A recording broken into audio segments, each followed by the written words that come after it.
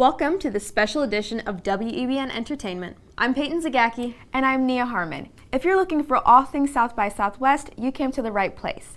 In March, our reporters took a trip down to the Lone Star State for the 9-day media festival that celebrates all things music, film, tech, arts, and culture. From the festival grounds to the lawn of the Texas State Capitol and inside a very special recording studio, here is WEBN Entertainment's South by Southwest Rewind. With categories ranging from AI to health and biotech, product design to student empowerment, this year's Innovation Awards celebrated forward thinkers from across the globe. We spoke with some of the finalists and the winner about their products and how they are changing their respective industries. Imagine writing a book with someone you've never met. You take turns writing chapters and you don't know who they are until the book is done. One company's patent is trying to make this a reality, and their founder says it's better this way. Here's more on the story of Switchlit. Based in Portland, Oregon and Utrecht, Netherlands, this up-and-coming storytelling platform is nominated for an Innovation Award at South by Southwest 2025. Switchlit is basically a social media platform for collaborative storytelling. Here, two writers take turns writing the next chapters of a single story or poem as equals in imagination, and with their identities kept secret until the story ends. The purpose of Switchlit is to create what Chu calls, quote, social media that is cognitively responsible. This is about storytelling as a very human activity, and the stories that exist in the collective imagination, in my opinion, are the most powerful ones.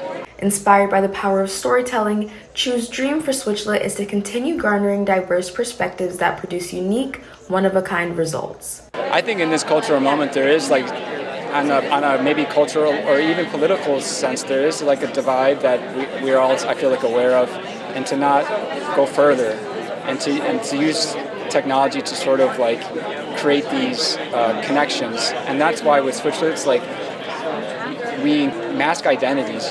You write a story back and forth, and it's with your identities kept secret until the story ends. And by doing that, by masking our identities, I don't know the race, the gender, the ethnicity of this person, and therefore I'm free of my cognitive biases, my personal biases.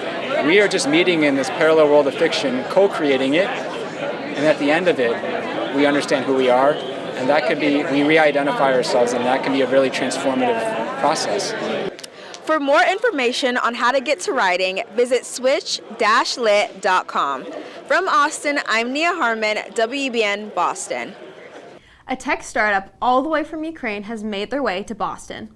12 MacPaw employees now work at their first U.S.-based office in Cambridge. Meg Richards has more.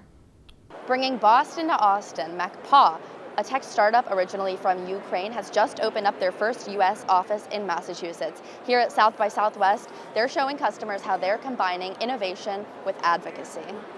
In a dorm room in Kiev, Ukraine, a college student named Oleksandr Kosovan had an idea for a product that could clean up space on this thing called a MacBook without breaking the bank. It's really easy to use as well. There's not a lot of, complicated screens that you need to go through. Emma Jordovich is the public relations head for MacPaw. Although she's based in the U.S., she knows life for her colleagues in Ukraine is not easy. It's really inspiring to kind of just hear about their culture and then also the struggles that they're going through currently with the war in Ukraine. Ukrainian MacPaw employees have the unique challenge with managing the company amid living in a war zone. It's definitely, I would say, difficult to kind of see the struggles that they're going through and how different their reality is, and not be able to help them. However, MacPaw is using their platform and resources to help where they can. The MacPaw Foundation, a nonprofit arm of MacPaw, has donated over $12 million to Ukrainian victims of the war and those fighting to protect their independence. From Austin, Texas, for WEBN, I'm Meg Richards. For creators of all kinds, South by Southwest is a great opportunity for them to show off their latest inventions. Peyton Cavanaugh has more. This is how we want to both impact people's autonomy and people's health. Matthew Maislin is the CEO of Wandercraft, a team that has developed a new tool to help millions of people. The exoskeleton utilizes hybrid robotics technology and helps those with disabilities walk again. Recently, Wandercraft won the 2025 South by Southwest Innovation Award for Artificial Intelligence. Here at South by Southwest, anyone from innovators to artists and creators of all kinds are able to platform their unique ideas. Take a step outside of the expo hall and into the minds of the future of innovation. To us, it's extremely important because we've developed something that is only as big as it can impact people's lives. And a lot of people out there do not believe that this exists yet. South by Southwest isn't just a stage for trailblazers, it's a launch pad for innovators to get their ideas out into the world. Xander de Bizekwe is a performing artist from Holland and curated his own brand of headphones that offers an immersive surround sound experience, making it feel like you're listening to your favorite song for the very first time. Sometimes I'm in the studio and I pay a lot of money to have the sound pitch perfect, but it never reaches the audience the way I wanted to reach them. While Bizekwe may not be receiving awards for his innovation, attending the conference allowed him to connect with people about what drives his mission: music. It's very important for us to be here because we think it's really a product for the US, and we're a small country in Holland. For future innovators interested in attending the conference next year, mark your calendars for March 12th through 18th in 2026. From Austin, Texas, for WEBN, I'm Peyton Kavanaugh. Many Invention Award winners have been in the business for years or even decades. However, one winner just graduated college and is already an entrepreneur with her own patent. Meg Richards has more. When talking about renewable energy, some important questions may come up, like, what works and who does it make money for? That's Erica. Her daughter, Antonia Ginsberg-Klempt, is the founder and CEO of Gizmo Power, a plug-in device that can turn your gas or battery-powered car into a solar-powered vehicle in minutes. So we are paving the way for appliances that are generating electricity. As a graduate student at UC Berkeley in California, Ginsberg-Klempt has dedicated her master's and bachelor's thesis to her patent. She hopes to make solar more accessible. And our goal is to get it so that way people who normally wouldn't have solar can finally have access to have it. She took home the South by Southwest 2025 Innovation Award in the Student Innovation category. Her advice to other student inventors? Please keep innovating. Ginsberg-Klempt was one of over a dozen who took home a South by Southwest Innovation Award. Reporting from South by Southwest for WEBN, I'm Meg Richards. Coming up, we take a look at how activism plays an important role at the festival. All that and more after the break.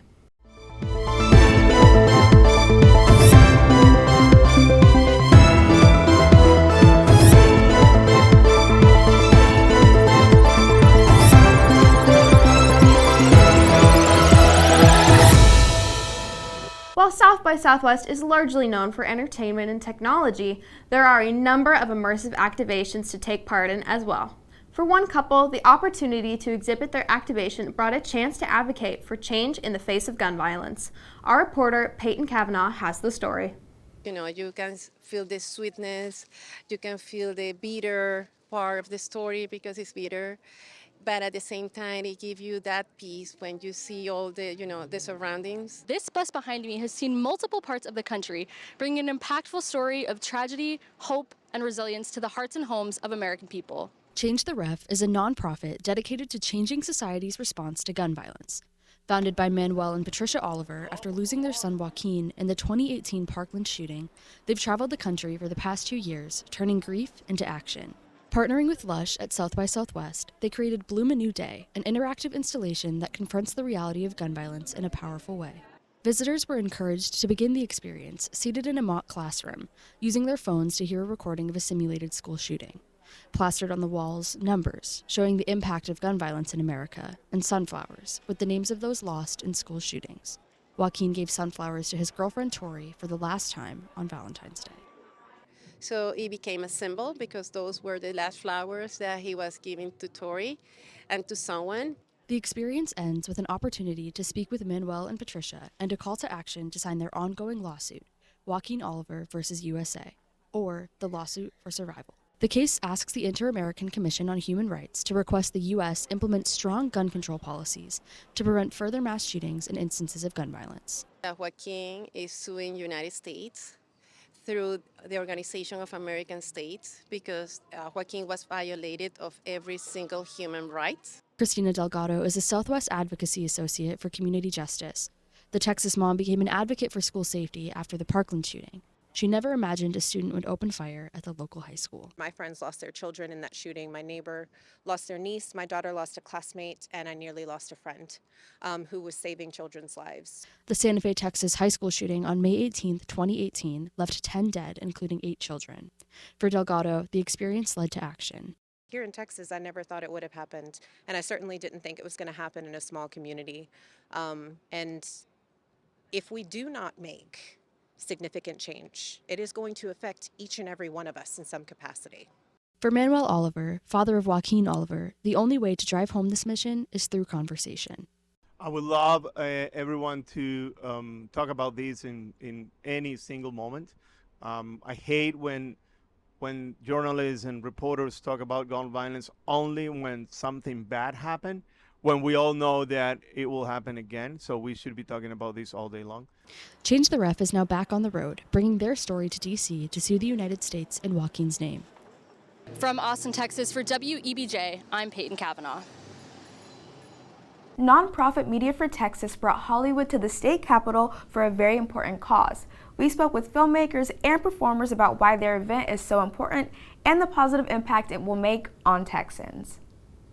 Here on the lawn of the Texas State Capitol, film industry professionals are lined up across the yard fighting to bring Texan stories back to Texas as our legislators talk about the film incentive bill right behind us. Everybody is touched by a film shoot, and that's why it's so important. Austin, Texas has the potential to become the next best film hub. But first, the thriving industry needs support from the state. So they brought the film industry to lawmakers. Legislators, if you're on the fence, come meet and come talk to the film community, the crew of Texas, and learn just how impactful a bill like that is going to be on Texas and Texans. And this is our part that we're playing and showing support by bringing a whole film set to the Capitol lawn. Co-founded by sixth-generation Texans, Media for Texas has partnered with other local film professionals and organizations to urge legislators to update the former Texas Moving Image Industry Incentive Fund. This is what we're doing day in, day out. I set aside my film career for the past 2 years just to help get everybody together and do what we could to create a unified voice, to make it as easy on the legislature as possible to hear from us. If you look at it as a business question, the return on investment for every dollar spent on film incentives creates at least $4 in economic output for a local community. So $500 million in film incentives, that's going to be over $2 billion impacting a state. And at the other end of it too, a film bill like this, it's going to bring our stories back home. And that is also so important. We're tired of our stories being told by New Mexico, Georgia, Oklahoma, Louisiana. We want to tell them on our soil. In early April, the Texas Senate panel approved a $500 million incentive boost, a long-awaited change that garnered the support of Texas film legends like Matthew McConaughey and Woody Harrelson. I find it such a privilege to be here amongst the film community. We are a crazy, wacky bunch. It's like a traveling circus, and I think if you're an up-and-coming filmmaker or if you're curious about the film industry, A, stay in Texas, the future is bright, and B, if you're curious about joining the film industry, come here, learn about us. We really hope Media for Texas will be here for a long time to be able to support the industry and also help with the workforce development to keep it running. We have a lot to offer here in Texas, and we're so excited about the future to do that. In Austin, I'm Nia Harmon, WEBN Boston. These Texas stuntmen are also advocating to keep their jobs close to home. Here's more on that story. Did you know that Austin, Texas had a thriving film scene? If the answer is no, you're not alone. There's been a lot of people asking us when they come by, where are you guys from? Because they just assume we're not from here. And that's a little frustrating. We're all from Texas. The Texas Film Experience brought together media professionals of all different backgrounds in an effort to connect with legislators to revamp the state's current film incentive bill. I'm from here. My family lives here. I own a house here. But I recently have hardly been home at all because I've been working out of state, New York, Massachusetts, Georgia, wherever, pretty much anywhere but here because we just don't have competitive tax incentives. There's a ton of people that have spent their entire lives building careers here in Texas that have had to pack up and move to other places. And I feel like this incentive is twice as big as anything that has existed in my career and way more than what we've had recently. And I think it would not only really stimulate our economy, but and keep a lot of people who work and live here at home working, but would bring a lot of other people in and a lot of other commerce in. this is not a Hollywood handout. We are not trying to give money away to people that don't live here. We have a huge infrastructure for film here. Most of us are working out of the state right now because we don't have competitive incentives. And so we just want to show everyone, hey, we're here and we want to stay, but you got to help us out. In Austin, I am Nia Harmon, WEBN Boston. Ali and AJ grew up before the world's eyes as child stars on Disney Channel, but there's more to their story than you may know. At South by Southwest, they spoke about their careers not just as stars, but as activists too. For pop duo Ali and AJ, advocacy in the gun violence prevention sphere holds a personal connection. In 2022, the pair were caught in a crossfire in Sacramento that left 6 people dead and 12 injured. Since the incident, they've advocated for change, now partnering with Artists for Action through Sandy Hook Promise. Being able to take our message and bring it to the stage has been a huge way of seeing this activism in real time. Being able to call on people in an auditorium, in a venue, and say, pull out your phone, text this number right now to donate. I think it just it really empowers people to get activated and motivated in that moment. While some may know him as a Shark or the owner of the Dallas Mavericks, Mark Cuban made waves this year as the 2025 Hall of Fame inductee, where he talked about the current political climate and the importance of innovation. Meg Richards has more. On Monday, March 10th, entrepreneur and television personality Mark Cuban was awarded the South by Southwest 2025 Hall of Fame Award at the Innovation Awards. Congratulations to all the winners. I know how anxious you can be waiting, and to finally step up and see your work really recognized, that's something special. So congrats to all of you. Cuban used the opportunity to not only recognize the work of the various innovators in the audience, but also to call out the role the federal government plays in withholding funds and privatizing various public government agencies. It bothers me that we have people at the top of this country who pretend to be entrepreneurs, who have never started anything from scratch. After a wave of executive orders threatening federal funding for universities, Cuban spoke candidly about the effects these cuts will have on college students. Universities do budgets, and they expect the money that they're contracted for to show up in those budgets, and when it doesn't, they have to make cuts to counterbalance that. Cuban spoke to the importance of students and innovators continuing to create in the face of challenges. It's the people who dream that make this country special. From Austin, Texas, I'm Meg Richards, WEBN.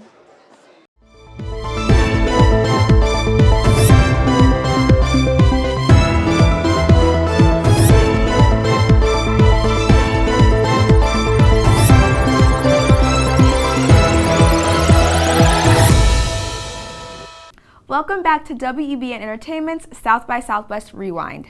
What would a week in the live music capital of the world be without sitting down with some artists? From homegrown talents up to up-and-coming international acts and everyone in between, we take a look at what makes Austin music scene so special, including going inside a hidden gem of a studio where the world's most popular records have been created. Self-expression is a big part of individual artistry for many musicians. Our reporters Meg Richards and Peyton Kavanaugh sat down with pop artist and Arctic Fox partner Jules Walcott. Okay, well, hi, my name is Jules Walcott. I'm a pop artist originally from Long Island, New York, but now I live in Los Angeles. This is actually my first South by Southwest. I'm here with my hair dye brand that I've been using since I was 15. It's called Arctic Fox. They flew me out here to perform all week with Greater Than Distribution, so yeah. I'm excited. Yeah, I'm so excited. It's such a cool vibe. Like, I just love that everybody here likes music and is a part of music, and I think that that's like such a unique crowd to perform for. So I started music when I was 9 years old. I was a chorus kid, and like I did every single choir like in elementary school.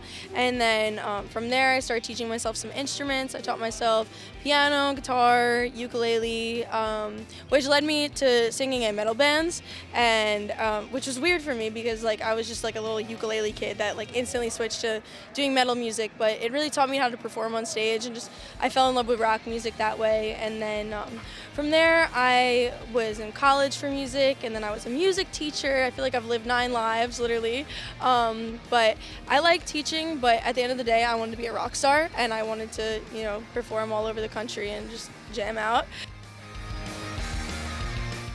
I think just inspiration, you know what I mean? Like life experiences, and like something will happen, and then I'm like, okay, well now I have to write a song about this situation or that situation, and then when I'm at the studio, I'll kind of just break it down with my producer, oh, this just happened this week, da-da-da-da, and then we'll write a song about it, but it's always different. This next group is a sister trio that blends their Mexican-American heritage with their favorite genres like rock, pop, and soul. Here's more on their story. Hi, I'm Tiffany. Hi, I'm Sophia. I'm Tori. And we're the Tiaras. Meet the Baltiera sisters, an Austin-born and raised trio who are no strangers to the South by Southwest stage.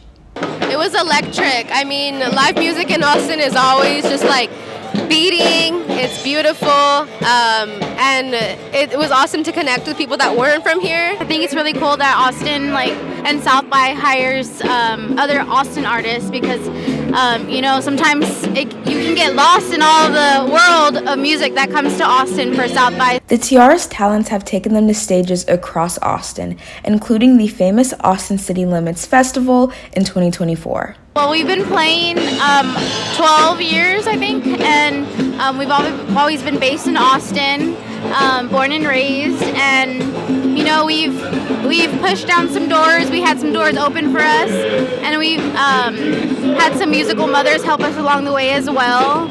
Austin means a lot to us. They give us love, they give us support, they embrace us. The trio has some very exciting projects in the works, with the backdrop of Austin serving as an enduring muse that fuels their passions as artists. We're working on our debut album right now, which is awesome. It's a journey, but I mean, the support is there for us. We have a foundation of people that love us, people that believe in us, and it feels so good. The Tiaras will continue their spring tour around Texas through May 3rd. From Austin, I'm Nia Harmon, WEBN Boston.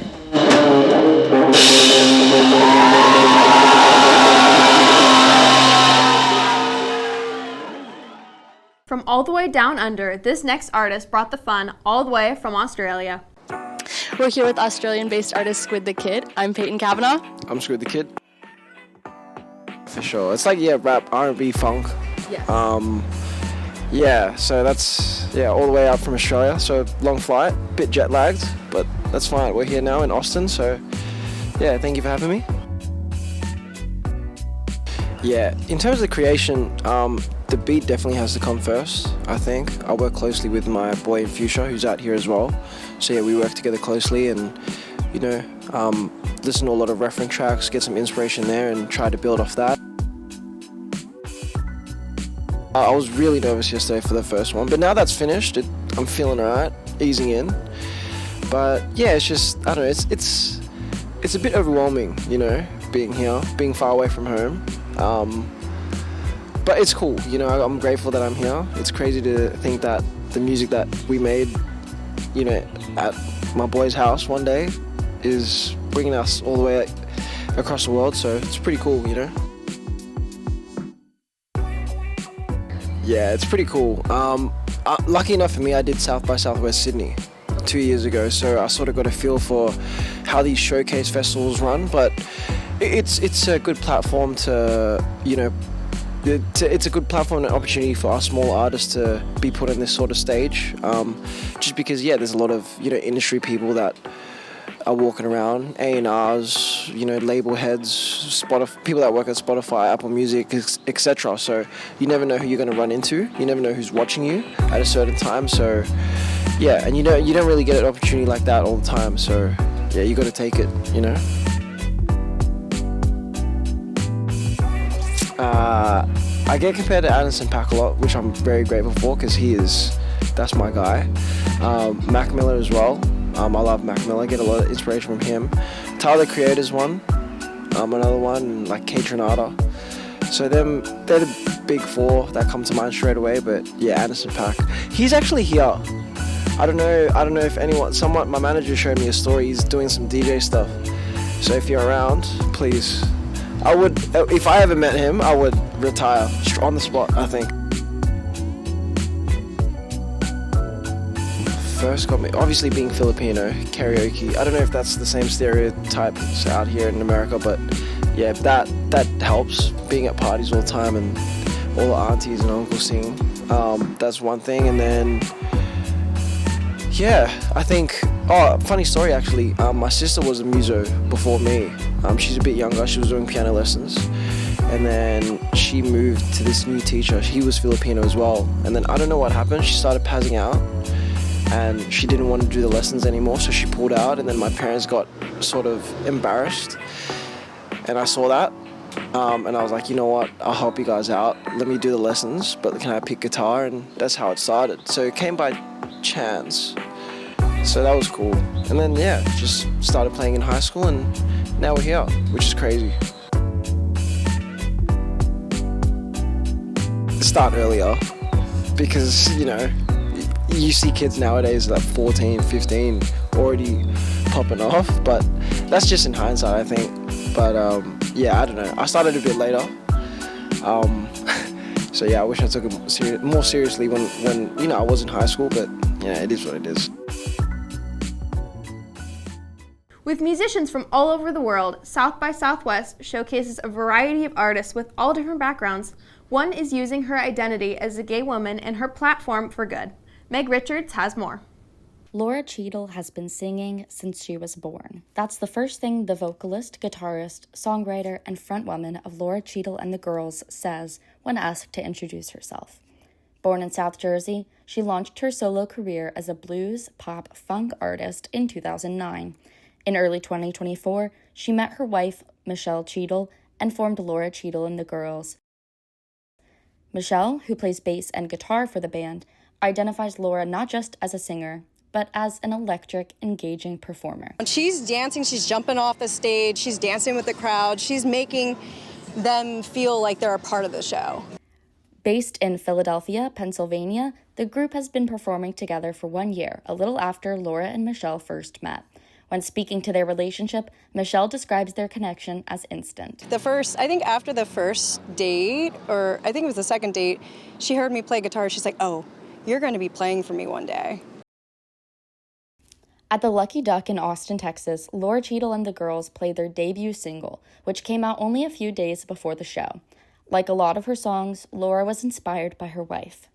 And it's actually about when you have anxiety and you find that person for you that calms you down, and it's a big pop ballad. While romance is a big theme in her music, she also uses her platform to uplift the LGBTQ+ community and infuses her art with activism. Everything in our songs some songs are actually pure advocacy towards the gay community and beyond, but also it's joyful and it's about love. Everything that we write about is happy, and that's what I think the world needs right now. This summer, they plan to tour at a variety of Pride festivals to continue spreading their positive message. They are also going to release their debut album. To her listeners, Laura says, just stay funky. Stay funky and positive. And positive. Yeah. Girl power. Reporting from South by Southwest, I'm Meg Richards. A short drive west of Austin lies an iconic music studio where artists big and small make their hits and prepare to become the next big star. I took a trip to the studio and spoke with an up-and-coming local artist who is no stranger to South by Southwest. Austin, Texas is home to a thriving music scene, and just outside this city is a hidden gem where some of the world's largest stars and local musicians come to make their magic. It was never a conscious choice, it was just something that happened to me, and it was something that had to happen. What's up, everyone? I'm Grace Sorensen. I am a Austin native, Los Angeles-based singer-songwriter, dancer as well, and have been for about 5 years now. For her, becoming a musical artist, quote, just happened. My whole life was kind of leading towards it, and then I would just be singing little covers in my bathroom and posting them on Instagram. And then I loved English class, so I would be writing poetry all the time. And then one day I just kind of fused the two, and then I ended up creating music. It just happened to me. I really didn't even think about it. I think at that point, probably sophomore in high school, was when I was really very much like, okay, yeah, this is definitely where I want to go with my life. Born and raised in the live music capital of the world, Sorensen is grateful for the unique musical experience being an Austin native has given her. When I come back for events and things, like, people are really respecting Austin for the way that it is just a music hub. I didn't even realize the gift entirely that it is to have grown up in Round Rock and then moving to Austin, and that being where I've started my career, because there is so many ways that Austin is so special to up-and-coming artists and like beginning artists. Now that I've left Austin, and not spiritually, but physically left Austin, I can see how that has helped me in the LA scene, where I know now that I have a lot of training with the stage and the backline and the learning the education behind all of it. An up-and-coming artist herself, Sorensen is creating music in a place where so many other greats have made their hits, including musical icons like Justin Bieber, Fetty Wap, and Pentatonics. Matt Noveski is the first person that responded to an email of me when I was nobody. So I had, I was like a 16-year-old with all these ideas in my head, just Googling in Austin, because I did not grow up in a musical family. Like, no one worked in music. So I had to just, like, from the ground up, just figure it out myself. He ended up being like, oh yeah, I'd actually, like, come in and we can try to work something out, build out a track. And he just took a leap of faith on me. And ever since then, like, I have been so incredibly grateful for him in the studio for giving me the space and time to grow as an artist. The artist has had a busy start to the new year. Just weeks before performing 6 shows as an official artist for South by Southwest, she released her debut album titled Blueprint in late February. A lot of people were like, oh, you shouldn't do that. Oh, you're too early on to put out an album, and people aren't going to listen all the way through. And so I had a lot of opinions coming in and out, and the one thing that just couldn't be argued was the fact that I personally wanted to have a little bubble of art in one package. Blueprint stuck out because I had been in this phase of like blue colors for a while and like cool tones, and then it ended up kind of dawning on me that it's a lot more deep than I thought originally. Blueprint to me is like the foundation. It's the beginning, it's the plan, it's the intention. And that only rings true to the project and how I feel that the project, it has examples of little ways that I want to explore in the future. It also has like a spiritual meaning of like, you have a path, there is a path line for you, there is a purpose. So I think that it all kind of ended up being the perfect title without me really thinking too hard on it. There's some little hidden themes throughout the project. One is cars is a huge deal. Almost all of my visuals have a car in it, and that's because my dad was obsessed with cars, and that I inherited. And then I also write a lot in the car, so like I'm very inspired in the car when I'm listening to music in the car. Like every single mix that I have is listened to and approved in the car. I won't approve a mix until I'm home in my car, particularly my Ford Focus 2009. It has to be that car, it has to be those speakers, and then I know if it's good or not. And it's just an ode to like the journey. A performer for almost all of her life, she embraces the beauty and authenticity as a superpower for all artists in any media. You don't have to force yourself to be the type of performer that people assume you have to be a singer. I feel like sometimes there is an expectation of, especially women in the industry and being performers, that you are dressed a certain way and you're dancing a certain way and you have to perform a certain way. And to me that was damaging, because I would look at these women that I looked up to so much, and I was like, I love this so much, but that's not me. And is it acceptable for me to be on a stage just like that and still be myself? Right. So I think like it is 100% possible, and I'm so glad to see so many artists right now that are coming up, that are up and coming, that are my age, and that are coming out now that are just so unapologetically themselves and are changing the game just by their existence and being authentically them and not trying to be Beyonce or Rihanna. Like there's a way to harness those artists and know and be inspired by that, but also like you are so yourself, and that's the best part. Like that's the best part. From Austin, I'm Nia Harmon, WEBN Boston. I found myself holding my breath, And if I say I don't, it's a lie. Truth is I miss your silhouette, slipping your body under mine. Oh. Never needed you to save me. Yeah, anyone like you is complimentary. Thank you so much for tuning in to this week's episode of WEBN Entertainment. I'm Peyton Zagacki. And I'm Nia Harmon. We'll see you next time.